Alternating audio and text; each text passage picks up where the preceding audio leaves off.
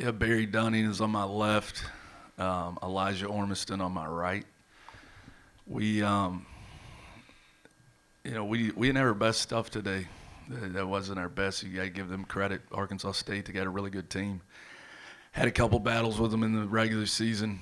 We were able to find a way to win those, but today we couldn't. It wasn't our best. I'm just so disappointed for our guys. I've sat up here on these podiums a lot of times. I've taken some tough losses, and so my skin's thickened a little bit. I've been beat down a little bit, but these guys are young guys, and they deserve all the success that they had this year. They gave us everything they have, and they did today too. We just didn't have our best stuff. And again, credit to them. They had something to do with that. But as disappointed as I am about the outcome today, I could never be disappointed in these guys. What they've done for our program this year and done for me as their old coach is, I could never repay them. No, not only the wins, not only the regular season championship, not only number one seed, but restoring my faith in college basketball, that you can have a group of guys that are selfless, that all they care about is winning, that love each other, that come on a campus and play for the name on the front of their jersey. And that's what these guys did all season long, and that's who they are as people. And, again, I'm thankful to be their coach.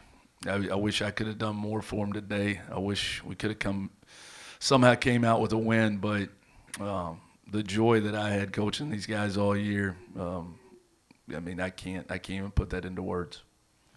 We'll open it up for questions. We'll start with Justin here in the middle. Coach, Justin Patrick, Fox Sports, Pensacola. You beat them statistically in almost every category tonight, but two-point shooting seemed to be the difference. We've seen that with a lot of teams on their first day of the tournament. They struggle from the arc. What can you say about that and how it impacted the game tonight? You're correct. It was a big impact. We did what we needed to do from a defensive standpoint for the most part. We should have been a little bit more disruptive on some of those threes, but percentage-wise, they hit 12. We're going to set the NCAA record of all-time percentage of three-point shots taken by a lot. There's never been a team guard like we have in that way. So that added up for us, but we couldn't shoot it in, and we kind of lost our confidence, and we turned down some that we normally would shoot, so we only shot 12. But it's hard. You don't ever want to make excuses because it is what it is, but you don't get any time in here. Like, we got 20 minutes this morning, and that was it. And it's hard, and you come in as the one seed, and you hadn't been out there, and you're going to play somebody that's played at least one game, So it makes it difficult shooting in here. It's a different venue, but, we're a good shooting team, but it's been hot and cold some this year, to be honest with you. I was proud that we were able to manufacture some points without hitting the threes. Yeah, you go back and see, it's really kind of unorthodox tonight with your game plan, only 12 taken tonight. Did you change that, or is that just something that just happened? You all just backed off from the arc tonight? We did. They defended the three pretty good, but again, we turned down some rhythm threes that we normally would take because the ball wasn't going in early. And I think sometimes when you're in one of these big ball games like this, you're just trying to get it to the rim a lot. And, we did that. We got 40 points in the paint. We got to the free throw line. Would have liked to made a few more of those. But, we usually you're right, we usually shoot a lot more threes. We just, they ran us off the line at times. But we turned some down to try to get paint and squeezed a little bit too much probably. But, we didn't shoot it well. 2 of 12, and, we got some quality looks. The 12 that we took, probably 9 of them were quality. But, again, I was proud of how we attacked the paint, especially both these guys. They had big nights offensively. And, but, again, I credit them. They used their length and athleticism and ran us off the line some and bothered us with some physicality. And it's hard to win when you only make 2 threes, you know. And traditionally, we usually make about nine and a half a game. Paul in the back left corner there. Coach Paul Chestnut, college sports. Is the first game, no matter where you're seated at in the tournament, is that always the most difficult game to play? By far, yeah. I think any tournament, when you play your first one, if you can get through the first one, you're obviously a lot more comfortable in the second one. But here more so than any tournament because the lack of court time. It's hard. You come into this hockey arena and you get 20 minutes at. I mean, we were over here at 8:15 this morning, and that's all you get other than you're right before the game. I think obviously it would be helpful if we could get an hour somewhere like we normally do, the night before we play or any time throughout the week if you're the 1 seed. But, it is what it is. Everybody plays by the same rules, and it's tough. It's tough. But I felt like if we could find a way in this first one, because we had sit 9 days. I mean, there was going to be a little bit of rust. There was going to be a little bit of, acclimation period. But we just couldn't find a way. We needed to get a stop. We just couldn't get it. And then, we had a couple empty offensive possessions there down the stretch, and they built a lead. Then we had to try to fight back. But yeah, it is. I mean, the answer to the question is the first game is always the toughest in tournament play. Craig here front right. Hey, Craig Stevenson, both players, could you just reflect on the season? I know it's a disappointing end, but you guys did accomplish a lot this year. I mean, I'm like going off what Coach said. I'm so proud. I've had so much fun this year being a part of such a selfless group of guys. And ever since we came from the beginning, our goal was to win, and it was whatever it took to win. And we went out the regular season against all odds. We were picked 11th, and we used that as fuel. And we came together and worked extra hard. So I'm so proud of them. I'm so happy to be part of Coach Riley's program. And all that I've learned, he's stuck by my side. He's taught me so much, and just being able to be with special players throughout the years, like Barry, this has been such an enjoyable game to play with Barry because he's so selfless and he's so focused on getting the win, and he wants that for the whole team. He's not a selfish player, so I'm personally disappointed, but I'm so happy to be a part of this program. I had a blast. A lot of people know my story. I haven't played for 2 years, and I want to thank Coach Riley for giving me the opportunity to come and play. One of my first coaches believed in me. I love this team and everything I have. I hate that it fell short. I love these guys, and I wish for the guys like Judah and Eli, the seniors. I wanted this win for everybody. I wanted to win for the fans, the city. We was right there, but the ball kind of didn't bounce our way sometimes. But I'm just proud of how we started from the beginning of the season. We was picked 11th. A lot of people kind of counted us out. So I'm proud of this team. I'm proud of this program. I'm proud of this community, this program, the school, how we fought our way to our respect to win a single, regular season champion. So I love this team and everything I have. And this is a year I'll never forget, never. Question here in the back right. Jared Banks with the NSP 105.5 Mobile. These two guys beside you to your left, you got a hometown kid that came home after a lot of adversity. To your right, you got a guy who saw it all the way through in Mobile. Talk about what those two mean to your program. Yeah, they've meant just like our other guys too that aren't in here. The way we operate at our place is we are a true team, and it's about us. And in the landscape of college basketball, with all the stuff going on and how recruiting goes now, and the different things, that's a rarity. And it's truly, just like they said, a selfless group, and these guys are leaders. You got Barry, who it took me a while, but we finally got him to come home and just embraced the opportunity, got better every single day, gave everything he had to it, just had an incredible year, and we're going to be able to put a number on a banner back in the Mitchell Center, and something that hadn't been done in a long time, and obviously he's a big reason why. And then you got Elijah, who came here from a Division II school He played there as a freshman. They had a bunch of freshmen. How many games you win? 5? Won 5 games. And he told me when I first called him when he got in the portal 3 years ago that he wanted to win. And he's been that since he's been here. I just sat in the locker room when we came down here the year before last and went to the championship game against Louisiana. I don't know that he got in the game. If he did, it was a short amount of time. And for the transformation of who he's become, what type of player, what type of leader from then to now, I mean, he at times tonight, I mean, he absolutely put us on his back. And he's done that down the stretch. I mean, this wasn't just this game. I mean, down the stretch, we wouldn't have won a regular season title without his production. But just his growth, and sticking to it again in the climate with what we deal with now in college basketball. Not even talking about the NIL, all that type of stuff. Talking about guys staying put when things don't go their way. I mean, he came and his first year he didn't play as much as he'd like to.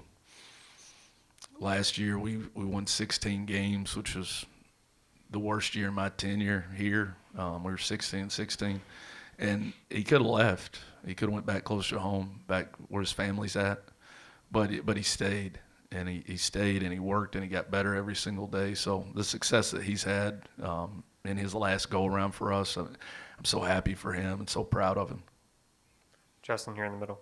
Coach, you speak with a lot of passion about your team. You coach with a lot of passion, of course. You know, Coach of the Year this year, but you know your chemistry of your team, it's really tight knit. Like, what can you say about like what goes on throughout this locker room? Not just these two teams, like the whole team and staff as a whole.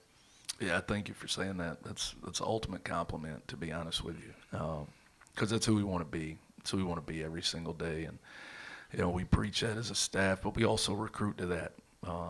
We got this team we had this year is so different than any team I've ever been a part of.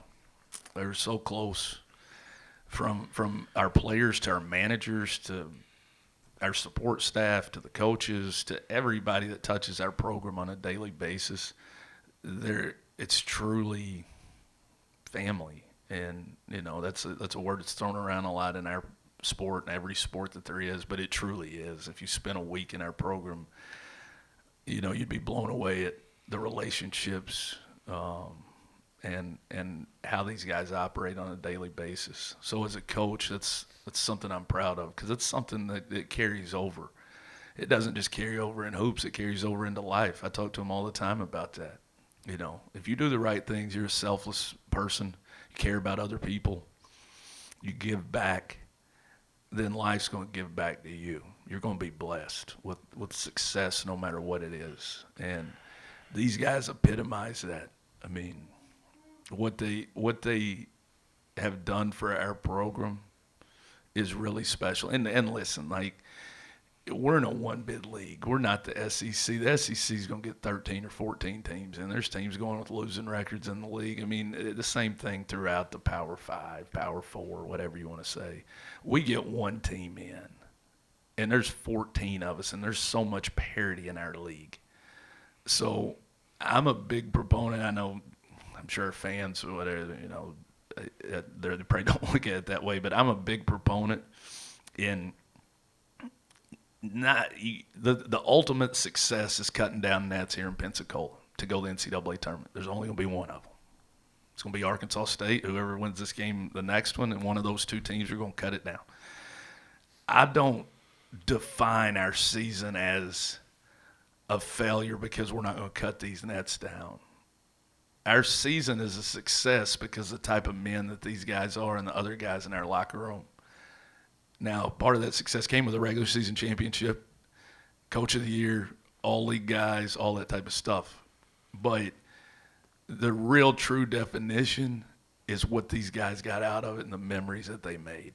I challenged our team early in the year. I want you guys to make memories that you talk about when you're my age, when they talk to each other. And they've done that this year. They'll be talking about some of our road wins, the night that Friday night in Mobile when they cut down nets, won a regular season championship for the first time since 2008. They're going to be talking about that the rest of their life. Now, I hate so bad that they couldn't make one more memory of cutting down a net down here. But again, only one team's going to do that. So these guys, man, I can never repay them for what they've done for me. Last year was a really tough year for me. We struggled again, 16 and 16. It's above 500. I know it could have been a lot worse, but we struggled on the court. I struggled off the court with the loss of my mom, and it was hard. It took a lot out of me. So coming into the summer when I had these guys coming, almost a lot of new guys, just like I think we had 2 returners or 4 returners, but 2 that had played. And nobody gave these guys a chance. A bunch of underdog dudes, Division II guys, NAIA guys that nobody had ever heard of. I said the other day, I was talking to Craig, I said, I don't blame them for picking us 11th. They didn't know who they were. Like, how would you know? You know, we took a deep dive and we found a bunch of winners that care, that were unselfish, and they came in here and they put together a heck of a ball team that won 21 games, won a regular season title, won the tie breaks, and was the number 1 seed in this tournament. So what they've done for us and for me, I could never repay these guys. I'm so appreciative to them. Final question with Paul in the back corner. So, Coach, just following up on that, as you leave here this year compared to last year, is this like a 360-degree flip for yourself, the way you feel right now, moving ahead for South Alabama basketball? It is 100%. It is 100%. It still hurts the same, you know, whether you lose the first game or you lose the championship game like we've done before, or you lose a semifinal game, it still hurts. You hurt for your kids. You hurt for these dudes. But where our program's at versus where we're at this time last year, it's drastic change. It's a drastic change. And we're fighting for it every day because college basketball, it's hard. I mean, I'll be honest, there's dudes calling my guys, I'm sure, right now. I mean, 100% without a doubt, you know, especially this dude on my left. And some of the other dudes in there, Elijah would be too if he had another year left. That's the climate we coach in, you know. So we got to get back. We got to keep this group together. And if we do, I love where we're at. I love where we're at because I love my guys. We got a good core coming back. These guys like Elijah have instilled a lot of things in our young guys. So I'm excited about where we're at moving forward with the group of guys we have coming back. You know, we just got to keep them. We got to keep them together, and you know, you add a few pieces, and then you come right back at it. And this league is a gauntlet. It's so hard. It's so hard. Not only, you know, there's 4 of us at 13-5. Everybody in this league, it is a fight. It's the toughest one-bid league in the country. I say it every single year. I feel like it gets harder every single year. When you got 14 teams with the parity that you got in the Sun Belt, and you know when you tip it, only one's going. Only one's going. It is incredibly hard. And, you know, the guys coming back, I know they felt that. So we know we got to ramp up and be even better so that, you know, this time next year when we come down here, we're sitting up here celebrating instead of ending the season with a loss.